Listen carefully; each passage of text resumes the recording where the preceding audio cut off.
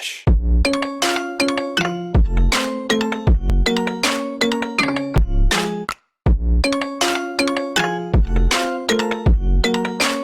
Hello! Welcome to my channel. I'm Ellie and now you're watching Ellie Says. Today I'm gonna be reviewing the new South Korean zombie movie Peninsula, the sequel to the 2016 highest grossing zombie movie Train to Busan. Okay, I can promise you this time I'm not revealing much of a spoiler, okay? Before we go through the second one, how about we do a quick recap or rehash on the first one? Train to Busan, as far as we know, surrounds the before scene and during scene when the virus outbreak happens. There's two men in hazmat suits discussing about a bio leakage from a nearby biofactory in the countryside in South Korea. A dough was infected. Later, a pickup truck accidentally ran off the dough. The dough then came back alive as a zombie, presumably showcase where the outbreak started off. The second outbreak was in Seoul, the capitals where the outbreak spreads on the night. There, it features an average individual. The main character, Gong-yu, is a workaholic father coming back home from work to his daughter unharmed, just like the normal night. Hence, the scene might have suggested that the outbreak did not break out just yet. So people are not aware on that moment.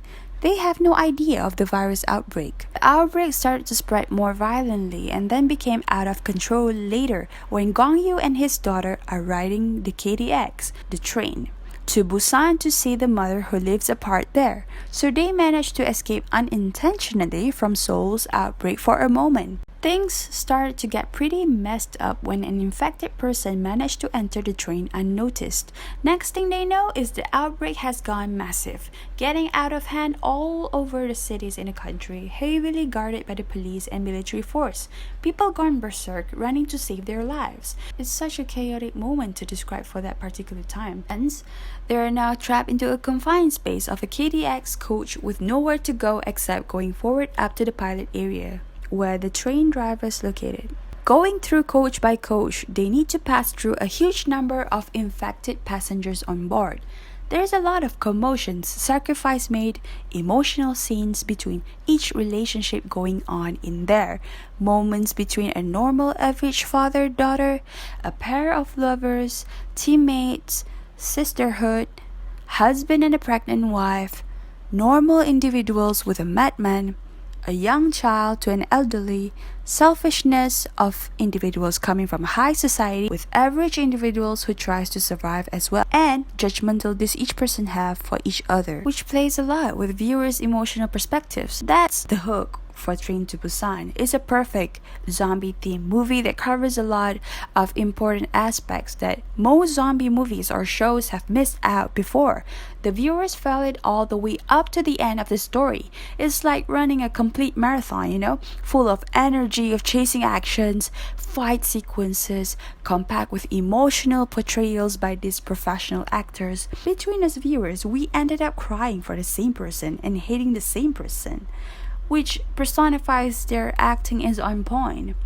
Perfect. Zombies in there was kind of realistic to me. Doesn't look much of a CGI even if they use one. I mean, what more could I ask? The ending leaves us wanting for more. At the end of the day, they do give us a follow-up this year, which is a sequel to the first one. Train to Busan presents Peninsula. I think it was released pretty much at the right time as we are all facing the pandemic all over the world, so it kind of relates to us a bit as it is a viral outbreak except for the zombie part. Peninsula covers more in terms of a little bit of during scene at the start and a lot of after effect scene of the virus outbreak throughout the whole movie to pick up where we left off from the first movie. First one, they're taking the footage focusing on an average civilian's view. The second movie takes on the focus from a law enforcement officer view, a marine captain acted by Kang Dong-woon. So the start remains the same, the disorderly quick spread of virus outbreak that turned infected people into zombie. Exactly the same. Okay, got it. The difference is the view they're taking from. This time, a soldier who's responsible for guarding and handling those unharmed civilians to be brought to the countries willing to accept the South Korean refugees at that time. Based on the trailer itself, as part of the law enforcement, you know what's going on in the first place because you will be taking charge of handling those crises, right? So this Marine captain, Kang Dong-won, decides to help his elder sister's family to leave the Korean peninsula by ship. So same as what started off the spread in the train, there's one infected people managed to enter the ship unnoticed in the cabin area where the captain's family resided. The captain needs to do his job, saving other unharmed civilians in that ship, shuts down the cabin, leaving his sister and his infected nephew inside there with swarming zombies, hence showing his side of morally conducting his duty.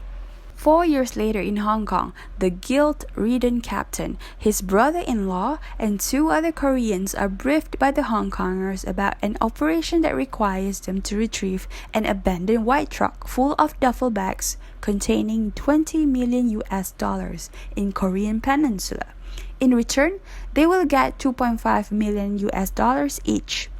To be honest, this is a madman's job. Going back in there was insane. Like any other typical horror movies with a big sign of "Do not enter." These people still going to enter anyways. It's a challenge except the thrill adventure you guys call, in which I'm telling you guys it's not, really.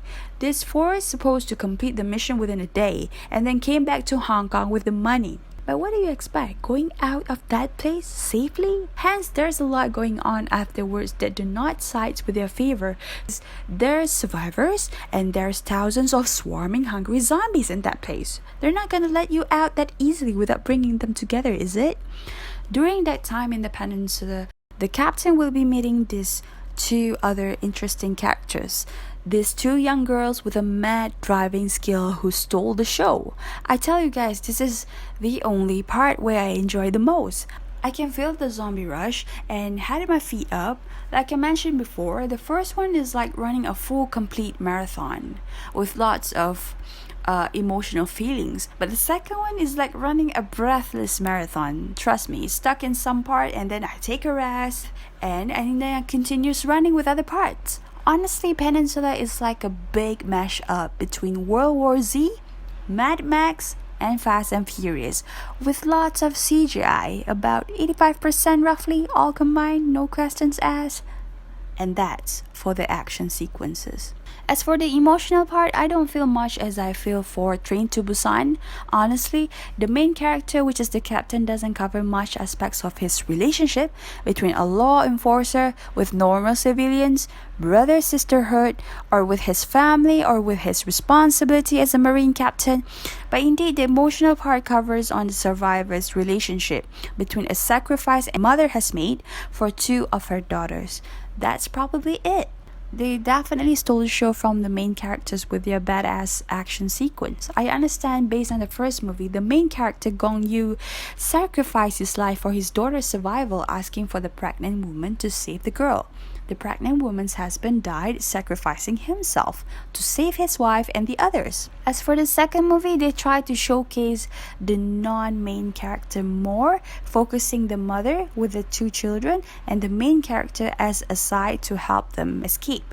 That's the main objectives of this whole movie. But you still have to watch though if you want to know whether every single one of them managed to escape from that place or not. To conclude, overall, I like the second movie, but not as much as the first one that caught my heart the most. I truly understand if viewers set up a high bar after Train to Busan, anticipating the same but better results. Honestly, the first one is just too good and it's unbeatable.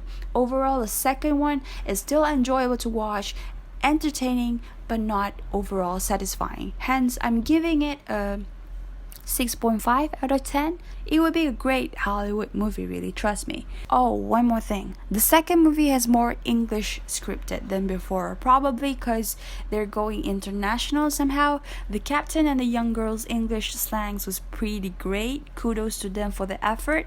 And their fellow Malaysian, I tell you guys to search for a Malaysian inside the movie. Hint, you can tell it by the slangs. I am proud of that person truly for going international. Thus, kudos to you too. So that's all for today's review. If you guys want to watch it, don't set yourself a high standard or else it might ruin your viewing experience. So just watch it and enjoy every moment of it, okay?